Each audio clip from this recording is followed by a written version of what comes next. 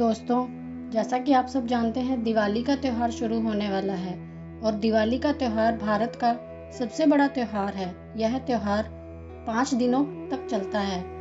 धनतेरस से शुरू होकर भाई दूज तक यह त्यौहार मनाया जाता है और पूरे भारत में यह त्यौहार पूरे हर्षोल्लास से मनाया जाता है। कार्तिक मास के कृष्ण पक्ष की त्रयोदशी तिथि को धनतेरस मनाते हैं। शास्त्रों के अनुसार इस तिथि को समुद्र मंथन के समय भगवान धन्वंतरी अमृत कलश लेकर प्रकट हुए थे। इसी वजह से इस तिथि को धनतेरस या धन त्रयोदशी के नाम से जाना जाता है। भगवान धन्वंतरी के अलावा इस दिन माता लक्ष्मी, धन के देवता कुबेर और मृत्यु के देवता यमराज की भी पूजा की जाती है। इस दिन दीपावली का पर्व शुरू हो जाता है और इस दिन सोना चांदी या नए बर्तन खरीदना बहुत ही शुभ माना जाता है। आइए जानते हैं धनतेरस क्यों मनाया जाता है, इसके पीछे क्या कहानी है। भारतीय संस्कृति में स्वास्थ्य को सबसे बड़ा धन माना गया है और इसी दिन को राष्ट्रीय आयुर्वेद दिवस के रूप में भी मनाया जाता है। कहते हैं भगवान धन्वंतरी को भगवान विष्णु जी का ही अंश माना गया है और इन्होंने ही संसार में चिकित्सा विज्ञान का प्रचार और प्रसार किया। इस दिन घर के द्वार पर तेरस दीपक जलाए जाने की प्रथा है। धनतेरस 2 शब्दों से मिलकर बना है। पहला शब्द है धन और दूसरा तेरस, जिसका अर्थ होता है धन का 13 गुना। भगवान धन्वंतरी के प्रकट होने के कारण इस दिन को वैद्य समाज धन्वंतरी जयंती के रूप में मनाता है। शास्त्रों में कही गई कथाओं के अनुसार समुद्र मंथन के दौरान भगवान धन्वंतरी अपने हाथों में अमृत कलश लेकर प्रकट हुए थे। जिस तिथि को भगवान धन्वंतरी समुद्र से निकले वह तिथि कार्तिक मास के कृष्ण पक्ष की त्रयोदशी तिथि थी। भगवान धन्वंतरी समुद्र से कलश लेकर प्रकट हुए, इसलिए इस अवसर पर बर्तन खरीदने की परंपरा चली आ रही है। भगवान धन्वंतरी को विष्णु जी का अंश माना जाता है।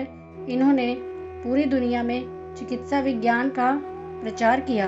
भगवान धन्वंतरी के बाद माता लक्ष्मी 2 दिन बाद समुद्र से निकली थी, इसलिए उस दिन दीपावली का पर्व मनाया जाता है। इनकी पूजा अर्चना करने से आरोग्य सुख की प्राप्ति होती है। आइए सुनते हैं धनतेरस की पौराणिक कथा।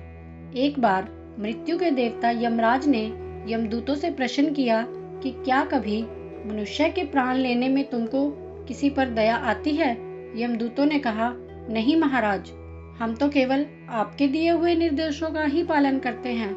फिर यमराज ने कहा कि बेझिझक होकर बताओ कि क्या कभी किसी मनुष्य के प्राण लेने में तुम्हें दया आई है? तब एक यमदूत ने कहा, हाँ, ऐसा एक बार हुआ है।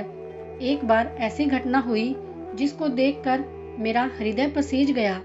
एक दिन हंस नाम का राजा शिकार पर गया था और वह जंगल के रास्ते भटक गया था। भटकते भटकते दूसरे राज्य की सीमा पर चला गया।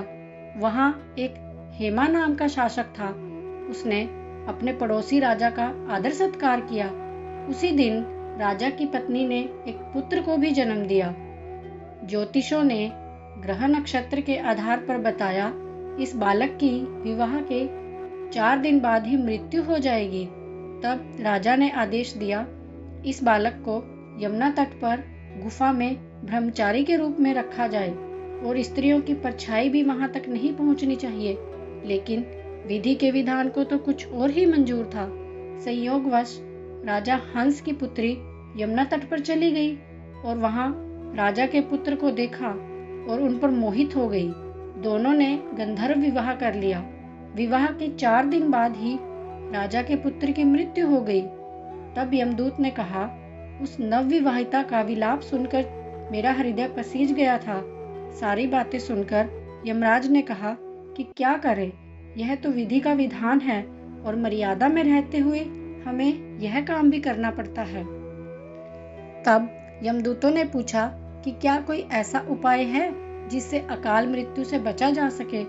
तब यमराज ने कहा कि धनतेरस के दिन विधि विधान के साथ पूजा अर्चना और दीप दान करने से कभी अकाल मृत्यु नहीं होती।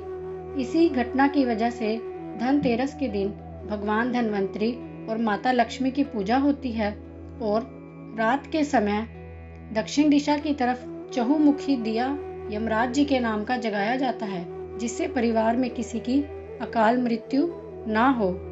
बोलो लक्ष्मी माता की जय।